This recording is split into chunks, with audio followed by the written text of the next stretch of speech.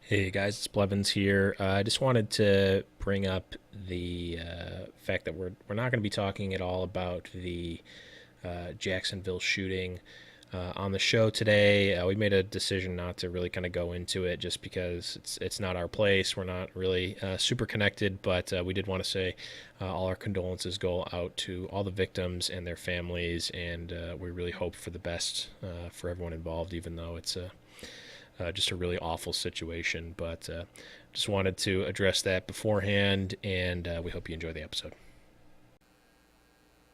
Today's episode is brought to you by Positivity in Esports. It's high noon.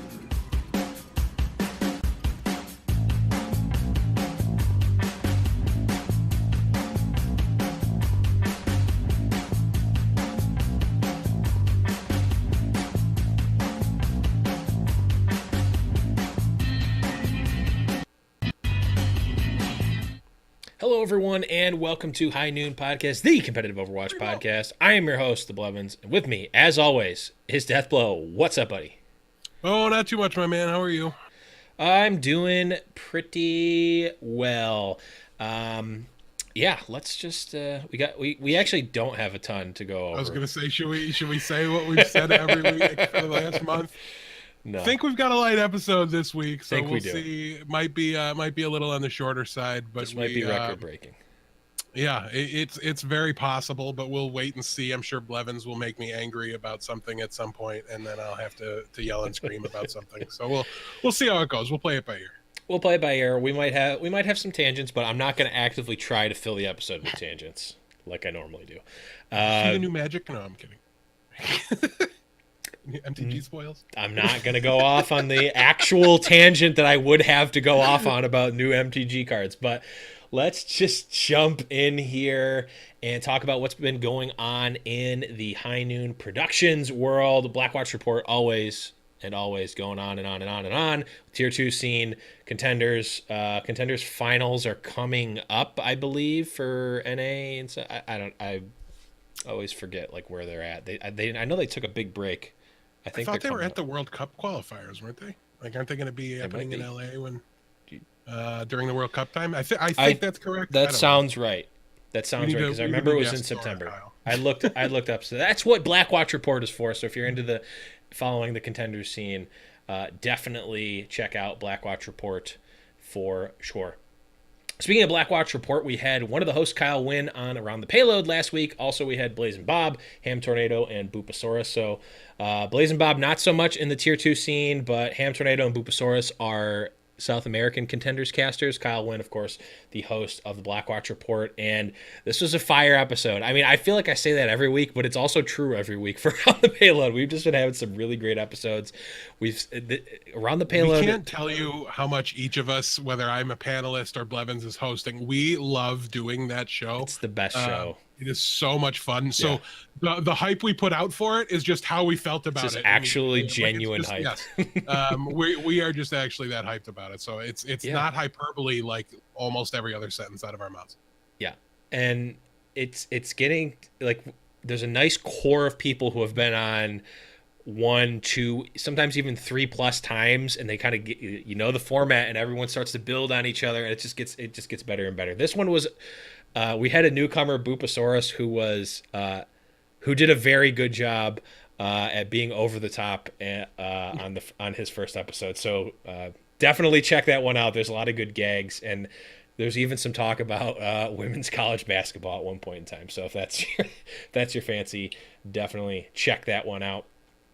We've got another High Noon Hot Seat caster talent interview. I still haven't come up with a good name for this. We're just player now too. They're everything after the talent takedown. Caster, talent, Mr. X player, literally everything. This is the talent takedown interview series, we'll call it. We had Hex. We had Hex last week. He was the first episode. This Friday, so Friday the 31st, 7 p.m. Eastern Standard Time here at twitch.tv/High Noon Podcast. We're going to be having Mr. X on, who really kind of popped off a little bit on his team. Just wasn't enough, as we'll talk about in a little bit. So we got Mr. X this Friday, and I did officially confirm another guest, and I'll announce them in the coming weeks. Got him. But you're gonna be very excited about that one. Let's move on here, and I don't know how it got lost in the mix, but I just like removed this segment at one point, but I don't know why. I didn't do it on purpose. It just got removed. So let's talk about what we did this week, Def. I know we've been, actually, let's just catch up since I took it out. So what have you been doing the last 18 weeks? Oh boy! Well, stage 3 was a lot of fun. Yeah, I noticed it. I noticed it last. I don't know what I just figured nobody cared. I never. I always realize it like right about now, like right when we're about to go into the news or the meme of the week section. I realize that we forgot that part, and I don't remember. Like I remember it during the episode, and then I forget right after. So I just never until today forgot to do it. So it's back in, guys. It's going to be back in every week unless it gets deleted again for some reason.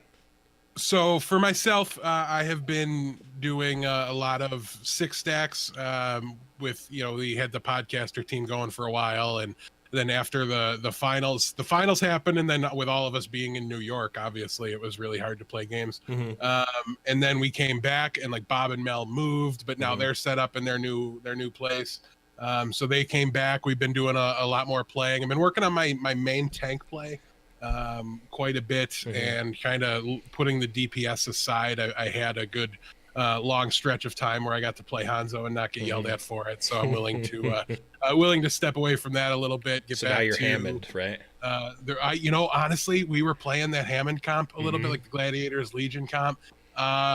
I went from like in my first game, having never played Hammond before, like my first 3 grapples were an absolute nightmare. And then out of nowhere, it's just like I could hit like wherever I wanted to go. Like it just, the hero really did click for me pretty quickly. The only ability I'm bad with, and this is the case of a lot of heroes, is the mines. I don't seem to get as much value as a lot of people get on the mines, but we'll just have to keep working on that because the hero is just a ton of fun to play. So yeah, I've been doing a lot of six stacking and on my alts and things like that. I'm getting ready. The season's about to end. I got into decay on the trip and I didn't want to break myself out of it and try to maintain masters. So yeah, once the new season hits, I'm going to be, de-rusting my Ana play and my Lucio play and getting back into comp and on my main and trying to I got to get the GM push. Like I've been up like about halfway. I've been like 38-50 a couple times. Got to finish it off. Got to end the season strong. Get that ladder anxiety out, man. You just gotta play. Well, now Yankee did it, and now I'm just like, oh, it's my teammate right there. Like that's my boy. I gotta keep up with him. So now he set the bar. Now I've gotta chase him down. Yeah. Makes a lot of sense. How about you, man? What have you been up to? This weekend was a big weekend for esports. The Dota International 8 happened, and I talk about this every year on the podcast because I always watch the International, but I don't watch even a single like match or stream or anything Dota related the entire rest of the year. But this year was like a monumental esports event, because it was the biggest prize pool of all time, but the TI always, the International always does that. They had over $25 million raised from that battle pass, which again, I'm sounding like a broken record of how Valve does such a great job of monetizing their stuff and providing content inside their game. Their skins and all that stuff is much 1,000 million times better than Overwatch. But I've said that too many times already. But this event, regardless of all that other stuff and how it was a Cinderella story, and I'm not worried about spoiling anything because if you care, you already know, and if you don't, then you don't care about the actual result. Basically the equivalent of the International, unlike Overwatch League, has invites for like the pro teams, and then there's also like a qualifier. So think of like contenders teams being able to play in and qualify for the International team. A qualifier team that I believe was rated almost dead last overall won the entire event. completely blew everyone's expectations. This team that no one had ever heard of comes in, wins the international, and is now like they're all literally millionaires now. From like the one guy was like new on the team, and he had won up until that point. He had won $3,000 total in his esports career. Up until this event, this is the first LAN event he had ever played, was the Dota International, and they win. So it was really there's a lot of really great stories. Even if you don't care about Dota, I highlight it. It's the same thing with the International and Evo, which is a big fighting game tournament. I mean, if you weren't into Overwatch, I would tell you to watch the Overwatch League Grand Finals. All of these like big marquee events for the top esports, they're always worth watching because the production value is so great. Everyone there is hype, and if you understand the game even a little bit, or even if you don't, you can understand hype moments and all that stuff. So definitely do that. So I watched the International all weekend. I ate a bunch of junk food and it was great. I probably did other stuff, but I completely forgot everything that wasn't that. So let's move on here to my favorite segment of the show.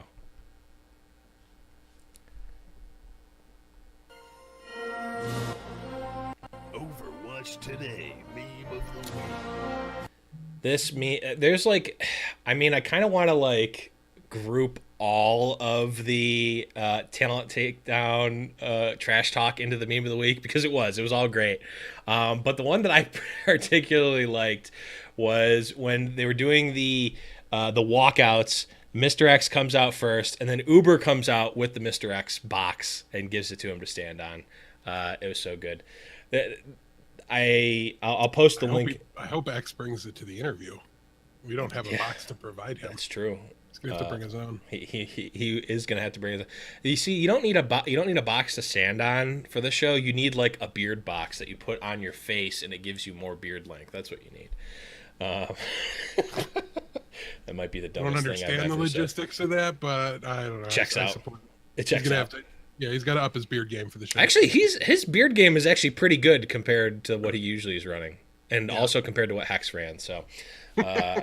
Definitely he gets a pass in my book at least.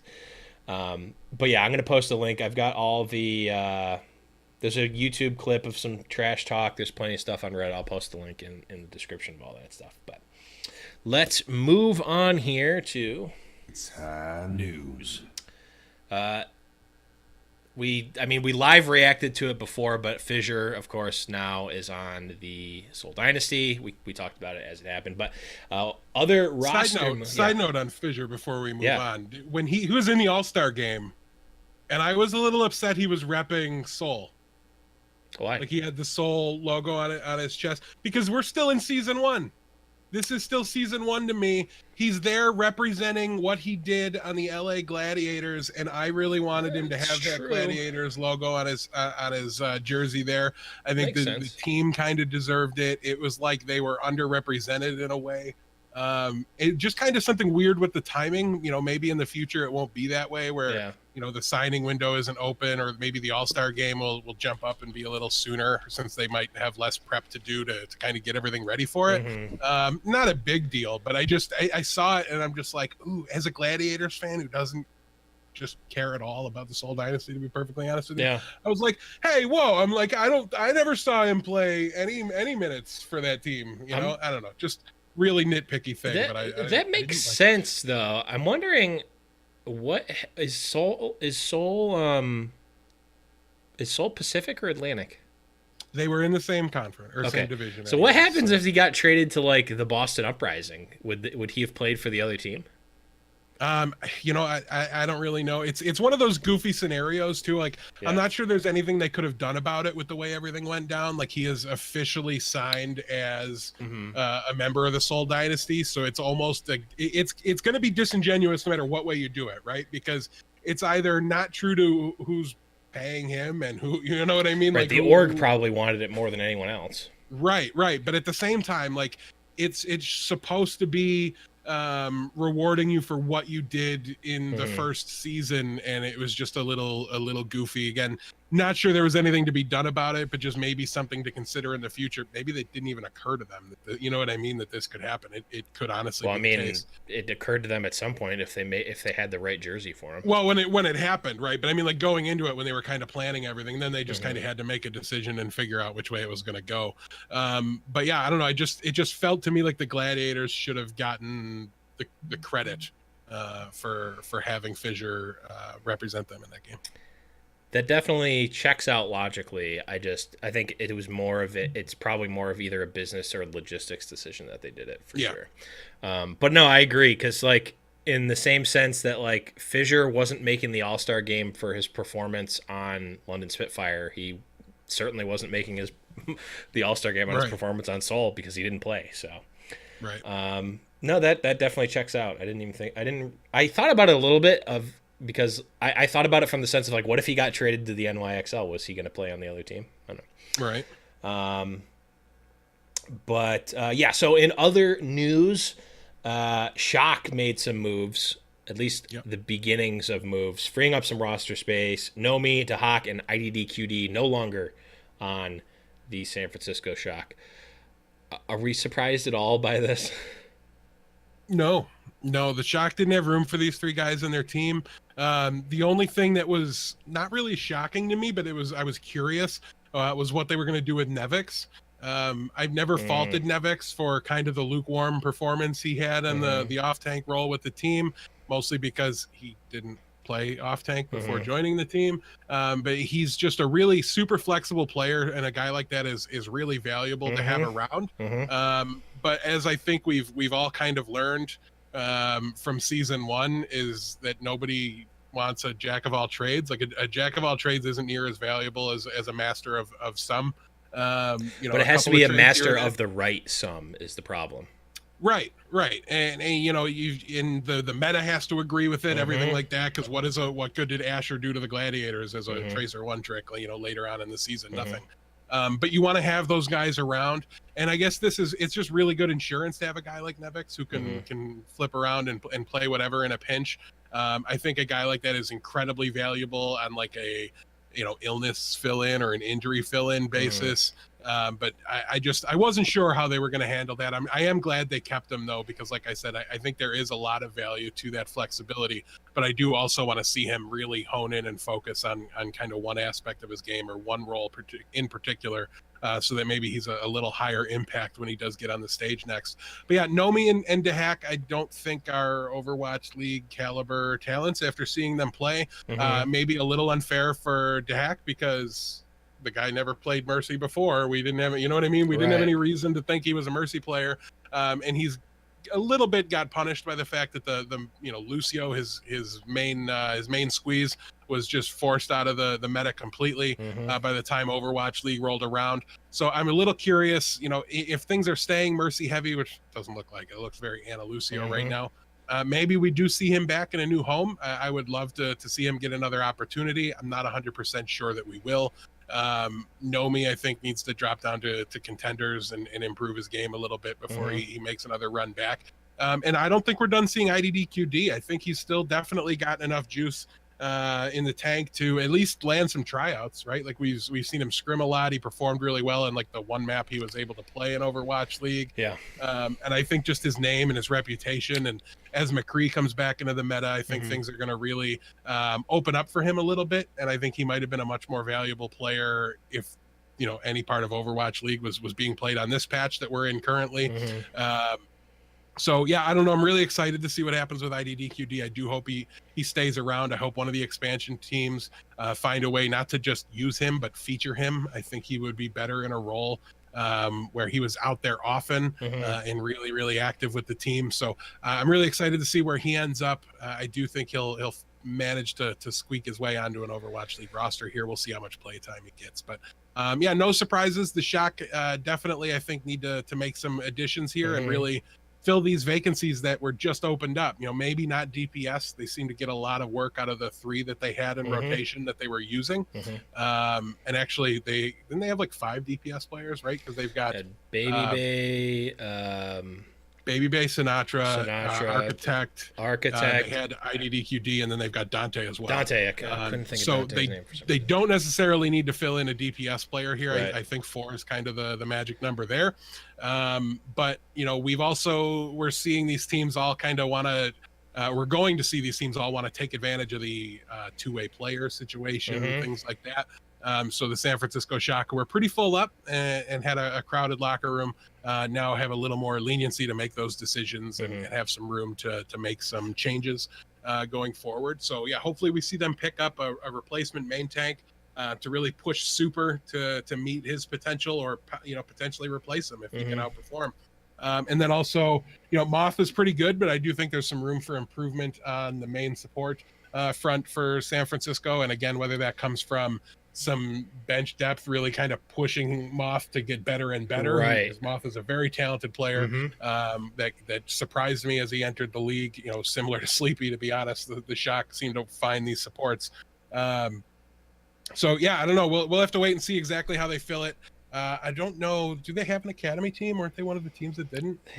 Not 100% I know sure. NRG is a team in. Oh yeah, Contenders. they definitely have. Okay, that's right. It's NRG. Is it their actual academy team though? I believe I would assume it's the same ownership. So, but I don't know if it's actually like the. I get confused on them when they don't like share a name, right? Like the only one that I remember is like GGEA is Optic. And it's Houston, but that's because like they're my team, so that's the one I remember. But yeah, the rest I get really iffy unless it's like the British Hurricane or the Gladiators Legion or something that like directly ties into the main Florida brand. team is something that it makes you think that they're the academy team too. I think. Yeah, it's like Mayhem Academy. I think. Yeah, that would be it. That'll do it. Yeah. I don't know here. So with IDDQD specifically, so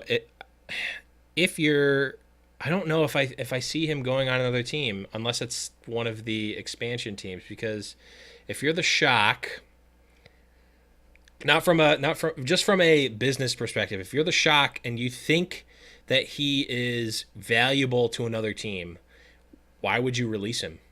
Wouldn't you try to trade him away for someone or get something out of it from one of the other teams? You wouldn't just release him, right? Like that doesn't make business sense if you think that he's going to be picked up, unless it's just like they tried to ship him and they didn't get any bites, so they're like, well, we need the space to pick up other players. I would have to imagine they have people in mind to replace if they are making this move. So maybe it was just an immediacy thing that they needed to pick up other players more than they needed to get value from IDQD.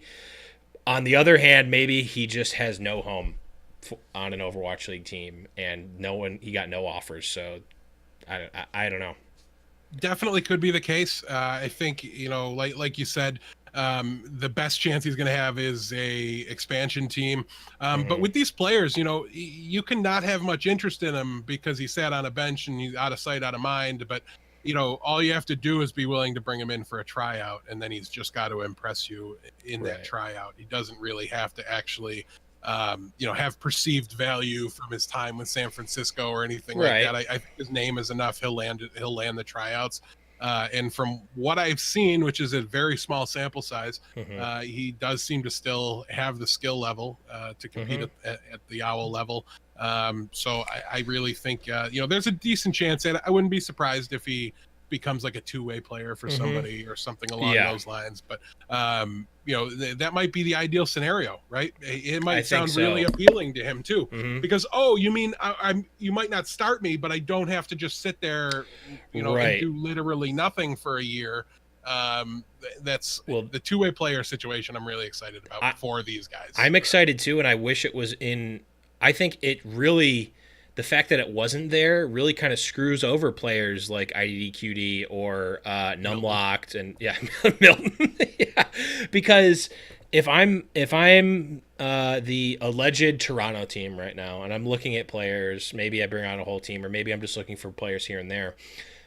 In the Blevins' mind, I see a player like IDDQD or Numlocked, and I'm like, well, they've had at least some success in the past, but also they've been on Overwatch League. They've been in an Overwatch League organization, but it's not my organization. And also they haven't been scrimming. They haven't been playing. They haven't been playing at the top level. I want a player who maybe is younger. I want a player in contenders that's been playing and grinding and doing the grind this whole time. I almost value a contenders player higher than one of these bench Overwatch League players for that reason. I don't know. It's all what you make of your time off with these guys, and that's something that as spectators and outsiders and analysts, we have no idea. You know, we can only guess at it. So it's just one of those things you've got to watch. You know, and maybe I'm still just biased by all the hype McCree plays and you know, beta and early stages of the game and the old Overwatch esports that IDDQD gave us. And as the person that branded the High Noon podcast, I'm always partial to my McCree players. Sure, you're partial, but are you willing to invest tens, if not hundreds of thousands of dollars in a player because of their like past McCree performance? I'm willing to give them tryouts for that reason. Sure, and I'm willing to sign anybody regardless of what another team chose to do with them. Like, do you really want to just judge somebody based off of what San Francisco, who finished what, 9th? You know what I mean? Like, are we going to judge a player or damn a player based off what the 9th place team managed to do with them? Right. They got the most out of their roster. Maybe they wouldn't have been 9th. I mean, maybe they weren't a playoff team. They built for the future. All those things are definitely still true. But at the same time, until it succeeds, right? Until the plan comes to full fruition in season 2 and they become one of the top teams in the league, we don't have to give their strategy any credit whatsoever. We don't have to assume they know what they're doing. We can just analyze it and I think the most successful teams will do that. Operate in a vacuum. I don't care where you came from. I don't care what happened before. How did you look when you sat down and played with our guys, and how did you react with our coaches and our support staff? That's, to me, at the end of the day, what the most successful teams will do, is not ignore public opinion, ignore everything. If, you know, just because Reddit makes AKM Genji Blade memes, if I bring AKM in and he blows up on Genji and I think I can use him on it, I'm going to use him on it. I'm not going to care. You can meme all you want. You know, it's just kind of one of those things. It's again, that football NFL mentality. It's how you see a lot of the successful, you know, the New England Patriots. That's what they do. They don't care what your past was, right? They care that you're coming in, you're buying into their system, you're working as hard as everybody else, and the rest of it's irrelevant if you can perform and if you'll work hard and then you'll get playtime. And that's hopefully what you know, the Overwatch League franchises do. Yeah, I don't think that any team should deny someone a tryout because of their past, unless it was something like that was against the core values. Like that wasn't in game, it was just against the core values of your organization or something.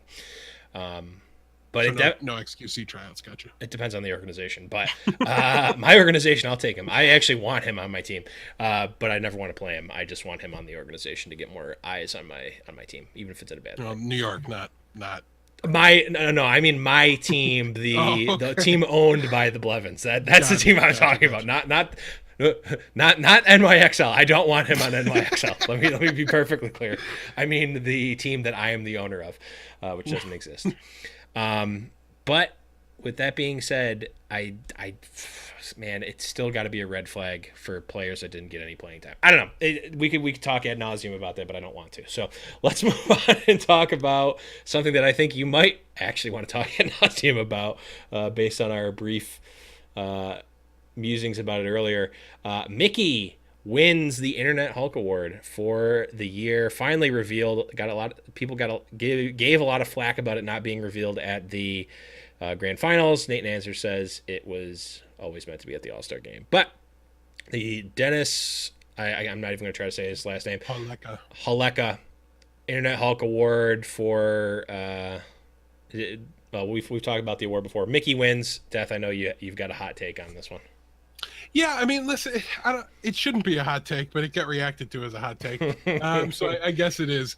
Listen, I love Mickey as much as anybody else, other than the uniform he wears. He's just a phenomenal presence in the league. We were super lucky to have him, and I'm not going to sit here and tell anybody that he wasn't deserving of winning the award. I just don't believe he was the most deserving of the award. And we've talked a little bit about this award in the past. This is, to me, my Walter Payton Man of the Year award, which goes to J.J. Watt after he saves Houston from the hurricane that devastated the city, and he pours financial support, and he gets on the ground floor, and he's rebuilding homes and all these things. and I want this to be more about like more than about who makes you smile the most often, because if that's the award, like Mickey wins it hands down, Right. like the only correct choice. But to me, I the award felt a little hollow to me going to Mickey here, and it's almost a little unfair to say because there wasn't an overabundance of players that were giving back to charity and doing all these things, but one player in particular went out of his way to really support a charity and to kind of do something, and it brought a lot of great press to the league. It did a lot of great things for the San Francisco community, and also just awareness of mental health issues and things all around. And that was, of course, Baby Bay with the Baby Bay Challenge. Literally, like the first selfie of my life was that. And it was just because it was too good of a cause. It was too nice of a thing. It was just something that he didn't plan on it. He just saw the opportunity, had the wherewithal and the thought to approach the organization and say, hey, I think we can really do something with this. Why don't we try to give it some legs? And I really respected that about him. And I know he's got, past things from other games and all the, I don't care about that, right? Like, I just care that he saw this opportunity. He did something that I thought was unparalleled by any other player in the league, and I really wanted to see him get recognized for it. So I don't want to go off on a diatribe and make it sound like I don't think Mickey, deserved the award. He did. He just, to me, less so than somebody that really went above and beyond and really personified exactly what I wanted this award to be and what I wanted it to do. I wanted it to encourage more players next season to take, the time out of their day and out of their busy schedules to realize I have an opportunity here. I have fans. I have people that will support this, give this life, and to really do something with it. That's something I thought Baby Bay, did incredibly with his limited opportunity. I mean, it's such a small window to put everything together to get the momentum that got. It was a really incredible thing he did, and I wanted to see it get recognized and awarded. So so I don't know, it's we'll see what happens with it next year, and hopefully if any players listen to this, just keep an eye out and keep an opportunity. There's things you can do. It doesn't have to be a big group of people. Somebody was mentioning Ark spent some time in the NYXL Discord, like trying to teach some fans of the New York Excelsior Korean.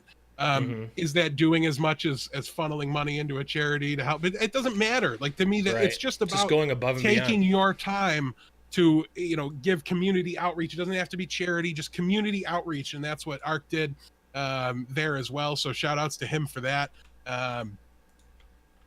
It just leave the world a little better place than you found it. Is kind of what I want this award to be, and what I want it to highlight. And I hope we get to the point where, like the NFL, every team nominates one player, and then from there, you know what I mean? So that way we get the opportunity. Like, maybe there should have been finalists. Maybe I wouldn't have cared at all that Mickey won, and it would have been fine as long as they spent time on the broadcast to really highlight what Baby Bay did, to highlight what Ark did to help the NYXL Discord community.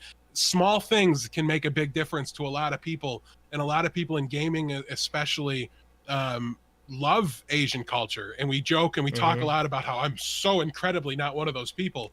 But when you are, and I've seen it, one of my best friends in high school now lives in Japan, and he teaches English to Japanese kids, and I saw just the improvement that made in his life, right? Like the ability to just immerse yourself in that culture that he really liked and he really wanted to be there. He's such a happier person, and breaking that barrier of that language barrier right now opens up the door for all those people. They can go visit Korea. They can do all these things that they wanted to do and enjoy the experience that much more. And it can be the little things, it can be whatever, but all I ask of Overwatch League is to maybe just make a better effort, even if like, everybody's gonna have people they want to win. If Baby Bay had won, more people would have been upset. More people would have been like my opinion, where it's like, well, did he really deserve it? Blah blah blah, just because he did this with it, whatever. But just take the time to recognize all of those things instead of just focusing on the one winner.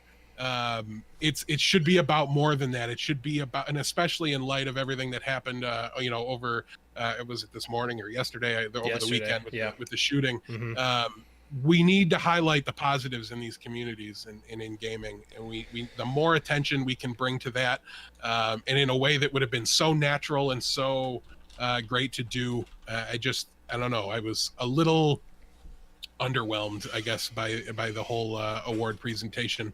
But I mean, Mickey is a hell of a guy, and I do, you know, I of all the players in the league, you know, somebody I'm not really a fan of. I just, anytime Mickey's on the screen, you smile. He doesn't have to say a word. He can just say a look. He can make you smile with a look, and that is super important too. I don't mean to diminish it, but highlight everybody. Anybody that's done good, that's your opportunity to shine a light on it and let everybody know you really appreciate it. Yes, I 100% agree with that, because this award is not a it's not a like cutthroat, like you need to have a winner award. This is one of the few awards where I should say, or where I would agree, I would say give it to as many, or give some recognition to as many people who have done good as possible. Give the participation award in this case, like the honorable mention. Like, this is one of the few times I would say that, because, like you said, no mention of Baby Bay. There's probably other. I'm sure that there are other people in the Overwatch League community that did great things that we just have no idea of, and that we want to know, and like bring light to like. Just because the Baby Bay challenge is over or whatever, bring light back to that, because maybe it inspires another player to do something similar to it. Maybe you know, it brings light to it, and the fans are like, hey, this was really cool. Let's try to have one of these types of events and one of these types of viral things going on throughout the entire season. Let's get more eyes on these good things and these things that players and even teams are going above and beyond to do, because even the Valiant wearing the pride patch, you're right, it's not just players, it's teams, everything. Exactly. They could have highlighted all of it, and like you said, there's no way none of the other players, like there's no way it was just the Valiant with the patches and Arc with teaching Korean and Baby Bay. There's no way it was just that, right, but not all of it takes off, not all of it goes viral, and you can show us the effort. And you know, in a league where they very clearly want the players to be the stars, what an opportunity this award is to highlight more than one player, and to really, you know, endear the players to the fans and the teams to the fans, and it's just a way to tie the community together, right? And I hope they continue to expand on it. And I know the community loved, because everything that happened with Internet Hulk, the community was very behind this award. I don't expect it to go anywhere, but let's just build on it. You know, it was a great thing to do. I haven't had the most glowing review of it so far. I have no issues with the way it went down. You know, everything. Just let's do more, right? I think we left a little on the table, and we should strive to be better. And hopefully, somebody hears this, and hopefully, we can do something more. You know what the Internet Hulk Award, and maybe the Overwatch League in general, would benefit from, is like an end of the year, like have the All-Star game be the last event, like game of Overwatch being played, but have like the ESPYs or the Dundies award thing at the end of. There's so many people in Overwatch League, like the casters, like we know they're all very funny, they're all off the cuff, there's plenty of people in there that are like, have a little like black tie, like ironic black tie or whatever, have like, even if it's just a little thing, have an award ceremony like that. I know people hate award ceremonies, but some people a lot of people really like them, some people really hate them, but for my money, I'd rather watch that than an All-Star game. 100%, I would rather do that. And we're people that watch competitive Overwatch all the time. Yep. I would much rather have an ESPYs award show type thing. The OWLies. The OWLies. The Hooters. Nope, that doesn't work. They can't do that. Cut it out. We're going the wrong direction. Don't call it the Hooters. Definitely don't call it the Hooters. But have the OWLies or something where like maybe it's a little tongue in cheek, maybe it's a little funny, maybe it is, you know, for press or whatever, but like I think the Internet Hulk Award definitely, and the presentation of the Internet Hulk Award and any other types of stuff that they do in the future really benefits from that medium, rather than like, okay, the All-Star game's over, let's tag this thing at the end where we give it to Mickey. Okay, everyone go home, bye-bye, we'll see you next year. Like that.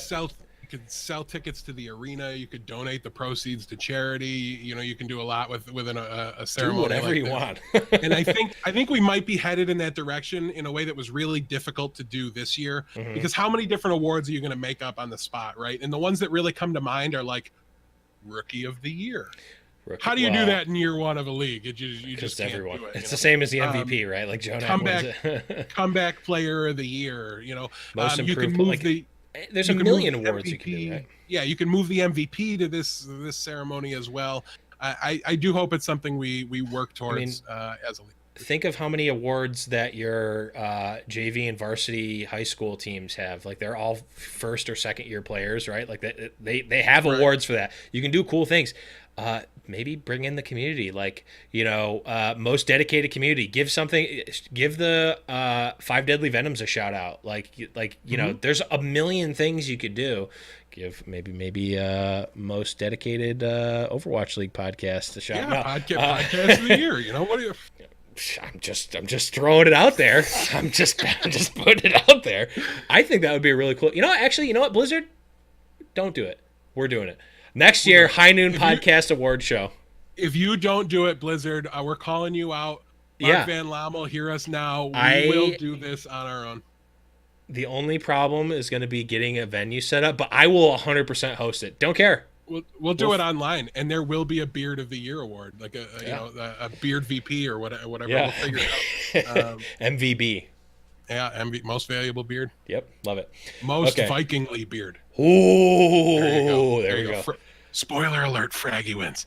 I think this actually might be the best idea we've ever come up with, and it was 100% off the cuff because neither of us thought of this before. Yeah, edit it out so that way Overwatch so the Blizzard doesn't do it. Yeah, because then they'll we should be charging them for this idea. Give us a shout out or something. Yeah. Definitely. Okay, chat. There's people watching live. Definitely do not post this on the subreddit. Definitely don't tweet at Blizzard telling them to do this. Definitely don't clip this and give the idea to Blizzard. Do not do that, please. And if you're watching this in podcast time, because I'm definitely not going to edit this out because I'm too lazy, definitely don't clip it and don't send it to Blizzard. We want this to be our own thing. And Mark, is there a disclaimer we can put in here? Mark, just forget we said this. all ideas expressed in this episode are owned and copyrighted by High Noon Productions. Hold on. Close your eye. Close your eyes, Death. I'm gonna Men in Black the video. Okay. No one remembers that. I Men in Black. Oh shoot, we're in audio format. Crap. Okay, we're getting too wacky. We still have more new. That actually might be the best. That actually might be the best idea we've ever come up with, and it was 100% off the cuff. Neither of us thought. Well, I know I didn't think of this beforehand until this conversation happened. I didn't think this was even going to be we were even going to talk about this for more than 5 seconds. Okay. Speaking of things we are only going to talk about for 5 seconds, this is going to go nowhere. Although I hope it does. Jake tweets out that he is setting up a Discord specifically for signed contenders and Overwatch League players to do some pro pugs in the offseason. The thing that everyone loves. Literally the greatest thing ever. Pro pickup games. I tweeted at Jake and said, for the love of all things holy, please stream this. And Overwatch League, now you can listen. Now Blizzard, you're trickling back in. Listen to this. Please let them stream this. I get that maybe they don't want it to be sent. Like, have it, even if, I don't know, because they probably don't want to do a whole bunch of production and stuff for it, but like just let it get streamed on their personal streams. Please, just let it happen. There was a whole thing at the beginning of the year when the not full rule book came out, and I don't even remember. I don't know if it says expressly anywhere that you can't stream them or if it's changed since then. But no one really talked about it since then because we've been watching pro matches. We're busy and they wouldn't have been able to do it. And, Let them do it. Let them do it. Please. I want to see it. Everyone wants to see it. We want stuff to talk about. We want the cool. We want to be able to see in real time these. I just want to see it. I want it to be there. Okay. We'll see. Last piece of news here is Overwatch League signed a multi-year deal with Twitter. A lot of the details haven't been released, but basically they're saying they're going to be bringing clips to Twitter in almost real time. So that's cool. And they might be doing some stuff with Watchpoint. for the week and all that stuff on Twitter. More big level deals with real companies for Overwatch League is good. I'm just hoping that this doesn't take away from Twitch. Like, I hope it's not like you can only watch Watchpoint on Twitter. It's not on Twitch anymore. It's like, okay, whatever. Excuse me. I do want Overwatch League to make a deal with someone that will get VODs that are watchable, because Twitch VODs are actual garbage. I'm just saying. Trying to watch Twitch VODs just does not work very well a lot of the time. Twitter VODs. No, I'm talking about Twitch VODs. Oh. I don't know anything about the Twitter video player. Maybe it's good. If it's better, I hope that they put the matches on there. Wherever, they're not going to. It's not better. It's not better. Okay. All I know is that when I try to watch Twitter or Twitch VODs, it almost always freezes up. And it's not just my computer, because I've run it on other things too. They just like don't load properly. They can't watch them well. It's never been a good experience. And I mean literally never. It's been a good experience. As having never had that particular problem, I'm going to blame you. Maybe it is me. I don't know. But I just, every time I try to watch Twitch VODs, like, it'll play, but it's always like choppy, or like I have to let it load a million things. I don't know. This is really just on Twitch. Like, just make it work, please. Like, YouTube works. Make Twitch VODs work. Like, you put out Twitch VODs for a reason, right? Just make it work. That's all I'm saying. Okay. Let's actually talk now. Boy, oh boy, did this episode not turn out to be one of the shorter ones. Let's move on here and actually talk about what we were planning to talk about the whole time. It's tournament talk.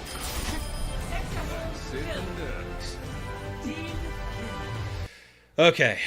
All-Star Weekend happened. We might actually breeze through this, because I don't think we're going to have a lot to talk about. But a real quick rundown of the results from the All-Star Weekend. Lucio Ball Showdown. Atlantic wins that one. 6v6 Mystery Heroes. Atlantic won that one. Widowmaker 1v1. Pacific, a.k.a. Sure4, won that one. Talent Takedown. Let's give a shout out to the Talent Takedown. I think every single person, with the exception of the Atlantic team, maybe, thought that the Talent Takedown was the best part of the weekend. Not even particularly close. But Pacific ends up winning that one, which I believe we called. I don't know if we specifically made predictions, but Hex definitely assured us that. We have too many friends across both of the teams to have ever made a statement. Yeah, but Hex definitely did, and he assured us victory, and it was correct.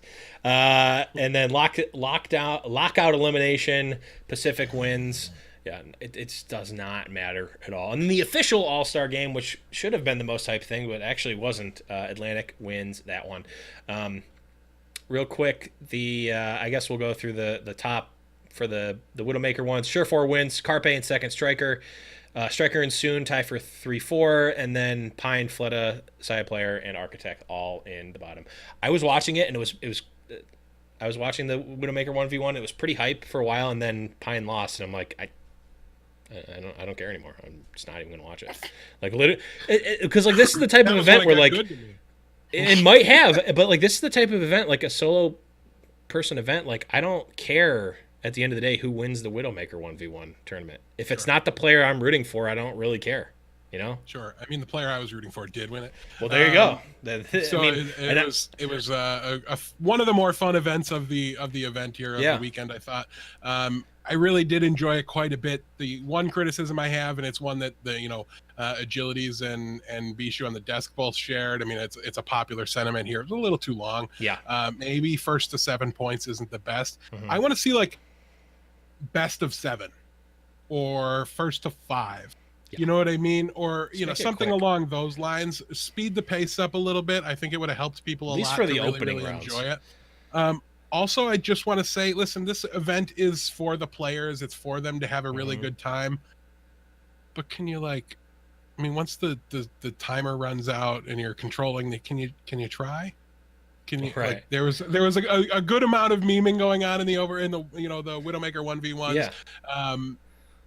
I'm pointing at you, Pine. You were very goofy, which is fine. And see, I like the goofiness. That's what this whole event is about for me. So it's just kind of my personal gripe. I'm not asking anybody to change anything. The event, the day, the everything can mean what it means to each individual player, and that can be fine. But yeah, that was the only, one part about it, the length, and then like some of the guys really goofing around.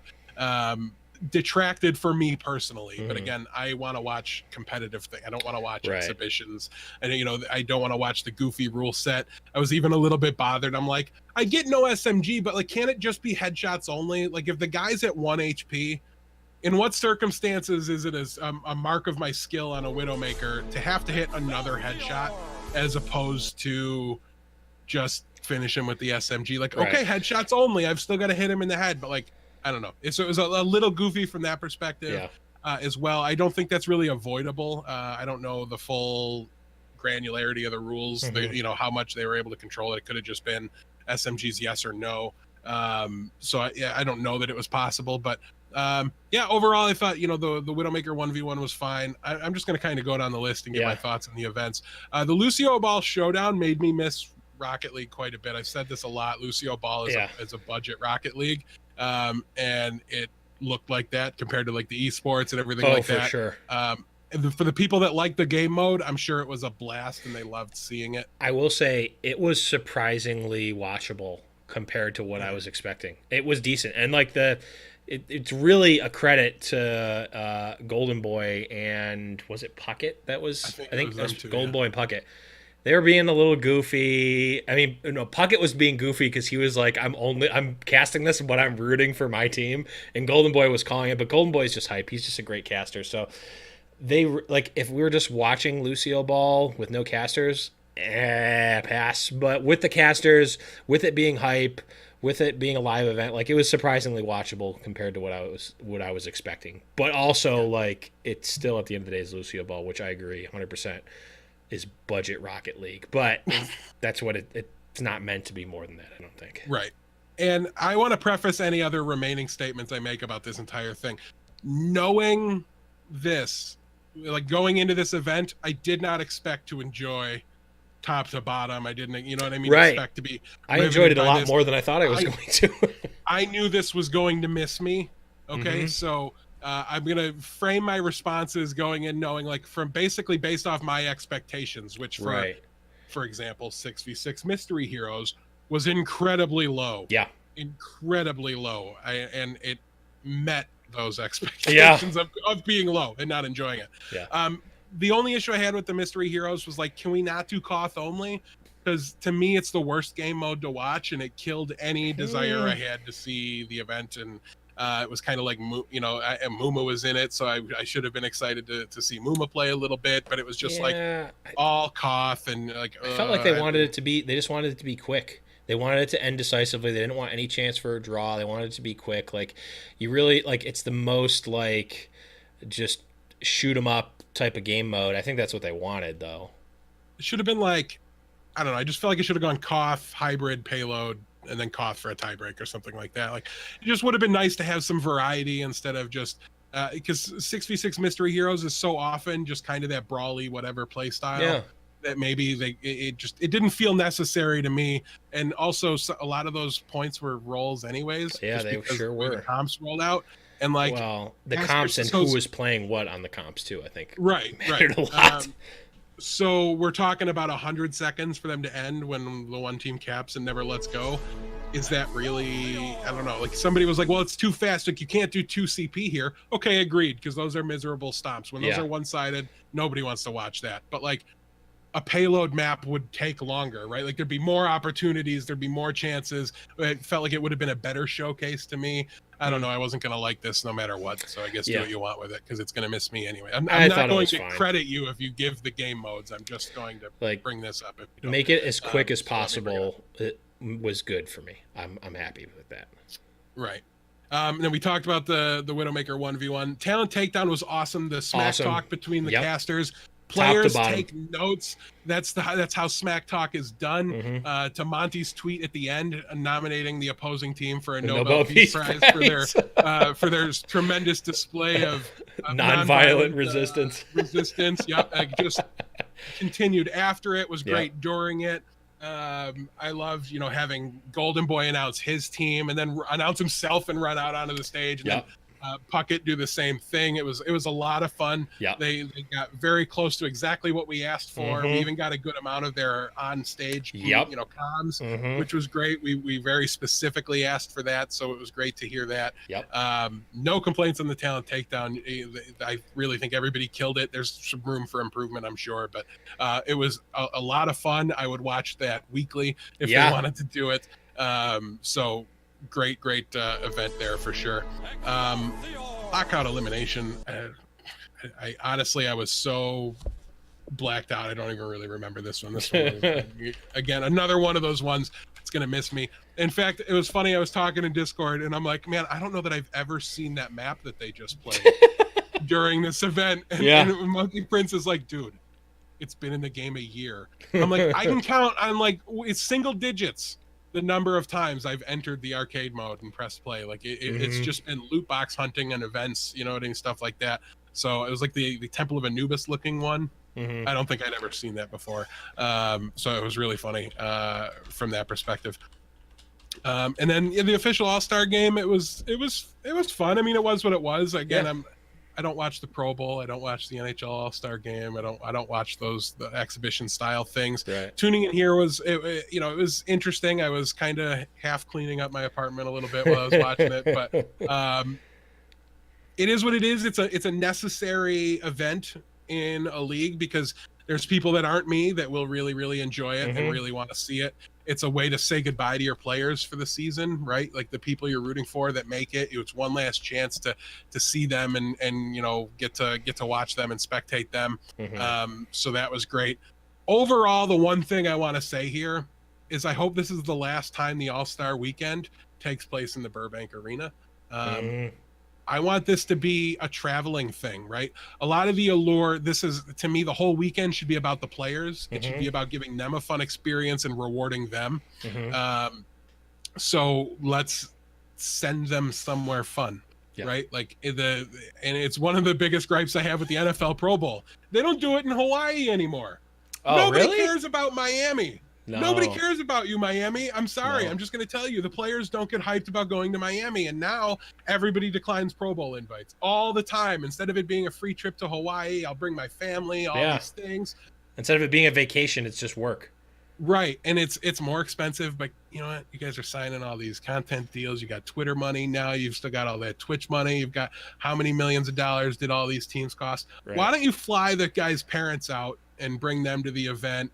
And send them somewhere. It doesn't have to be Hawaii. Then do the awards show hosted by High Noon Podcast in Hawaii after. We got it. Okay, Blizzard, turn it back on. We're back in. Not Hawaii. I don't want that level of heat. Oh, come on.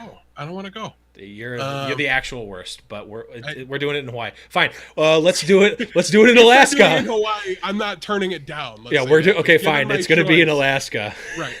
But go to one of the cities, and it just can be, and it'll be easier, I think, to do once the cities have arenas and stuff like that, and maybe it's in the plans. But yes, send them somewhere. Go. Make it a thing, make it a reward, make it part of a vacation for these guys. Get some family members, and you don't have to bring their whole families out, because guess what? If you let them invite mom, dad's gonna buy his own ticket and come out. You know what I mean? Right. But you just help the families get a little closer. These players are making some good money now. They'll pay to bring their parents out, or their brothers. Well, and sisters, or maybe not from Korea. Maybe not, right, and maybe not all of them, because they don't all make the same amount of money, and $50K a year doesn't let you just make transcontinental flights and things like that. But in some cases, so hopefully we can build off this event. I thought overall it was a success, just the reaction of other people and how they took it and how they reacted to it. I know Blaze and Bob and Mel Arena had a blast watching this event. I felt like such a killjoy when after the event ended, we were like going into comp, and Bob's like, it's so much fun, and I'm like, I want my 4 hours back. So but it is what it is. I don't know, it was a good event, very much a necessity. I'm not complaining in a way to ask them to not do it. Not everything they put out has to be for me. I do recognize that, but just a couple notes what I got when watch it. Oh, one other note about the whole weekend that I realized while I was watching and then forgot until now. They had the All-Star Weekend on the same weekend as the Dota International. Why would you I get that there's not the most amount of crossover necessarily between Dota and Overwatch, but like you don't have the World Series on at the same time as the Stanley Cup. That's just stupid. Why would you have like the literal? Why would you plan your event at the same time as the literal biggest esports event ever in terms of prize pool and like a lot of other metrics? Like, why would you do that? I don't know. And then there was also the like weird YouTube celebrity boxing match too. Like it was just it was a really weirdly timed thing. And I'm like switching between the international and the All-Star match. And it's like, I get that I can watch it. I can watch both, but like, I want to watch one and then I want to watch the other. I don't want to keep switching back. And like, if they're on at the same time, I have to choose. It just seems silly to have to plan the All-Star. It's not like the dates for the international were secret or anything. Like it just seemed like it seemed silly to do that, but overall, I think it was a success. I enjoyed it more than I thought I was going to, and I think a lot of people got a lot of enjoyment out of it. So that's a positive for me. Even if it's not the event targeted towards me and you, Death. Like I think a lot of people really enjoyed it, and I even enjoyed it more than I thought it was going to. So and yeah, despite the list of things I didn't like about it that we just went over. I want to take a moment to recognize the hard work that the Overwatch League, everybody did, the production staff, everybody did a really well done event in terms of production and all that good stuff. So don't let anything we've said discourage you. Right. But hopefully maybe there's an insight to, I don't know, give it a little more cross appeal. I think there might be an event or two that I would really come to like that maybe wasn't there this year. I don't know. I saw promise in it. Because you put the talent takedown in the middle of anything, and I'm going to make sure I tune in for that. And then, it's just a couple things break, and maybe I'm a lot more into it than I was this year. I don't know. I'll be keeping my eye on it. Yeah, for sure. Okay. Last thing here. I mean, we kind of already talked about the World Cup, but it is happening. The LA group is playing out this weekend, I believe. Next weekend. Next weekend. So we got an episode before it even comes up. Okay, we got plenty of time. So I think that's about it then. Is there anything else that we want to talk about? I mean, we're right at an hour, so we made good time. Team Canada fans, just keep your fingers crossed that your tank doesn't find his way out of the team before you get there. Right.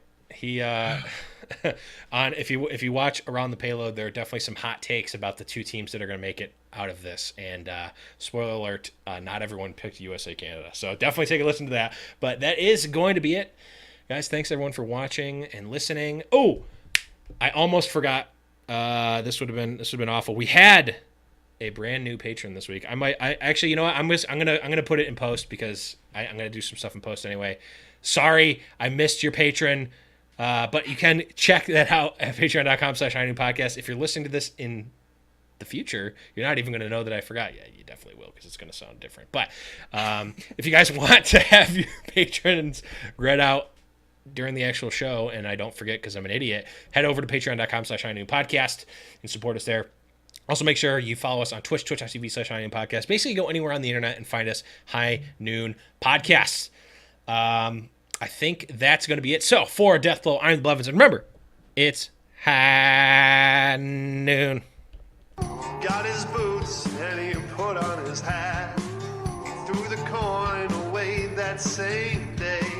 It's in his past and he's not looking back. He says, finding mine now, God's my way. He's not good, but he sure ain't bad. He'll make amends for the sins that he has. He says, I'll change the world one bullet at a time till I find mine. Just imagine.